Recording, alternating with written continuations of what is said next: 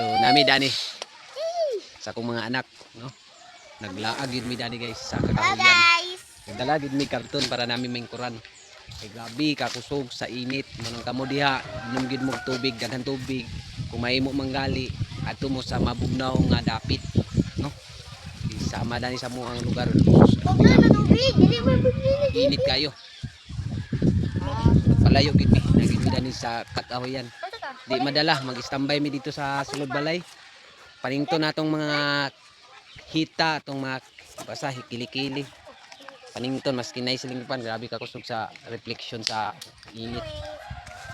Ambot ni nga lugar dani. Mas kinay siling pan dulot ang kainit.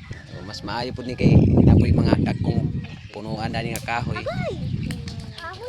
Mga manggahan tsara. Uban ginakuan tulo na anak. Anak. Nagdalagid ni karton para na maingkod-ingkuran. So lami kay sa piling dani kay bugnaw na bugnaw. Ay dati pakita ko na. Ma-refresh gid kay mo utok ba makaunaw na tag unsay buhaton nato niya, unsay sudan nato niya. Dati pakita ko na lagi sa. Pagudi. Oh. Iman. Iman ayaw lagi diha, pasukan ka diha. Kaunaw na tag unsay buhaton nato niya. Diya tapos unsay sudan nato niya. Charot. Manang kamo diha inom gid mo daghang tubig. Para di mo ma-dehydrate sa kakusog sa kainit. Sama ni karon, no? Dili sa mo kay na libutan man guni danig bukid. Char bukid. So di lang kay maklaro kay natabunan man sa dahon no, mga punuan. Yung lugar na nalibutan og bukid din. Ngagid mi sa tunga.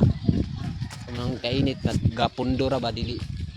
Dili siya mo kuan, gapundura sa tunga ba. Nakaw namin una ko kat-kataon dani guban ako kung duha ka anak ka. Kung misis wa man mukuyog kay grabe ka gubot kay dito gay na. Namungkag mi sa mga gamit. So wala lang nako gi-post to akong mga gipambidyo. So amping-amping mo diha kanunay at God bless no. Shh, ay lagi mo diha. Mga badlungon po niya akong masakop pero mga buutan. Nay balay diha manay mani nagbantay dani sa yuta. Kanindot kay dani. Kay mahal naman ang gasol ron, ang gibuhat karon.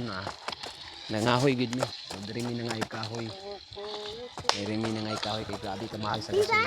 1.6 ang 11 kilograms. Ang cartoon.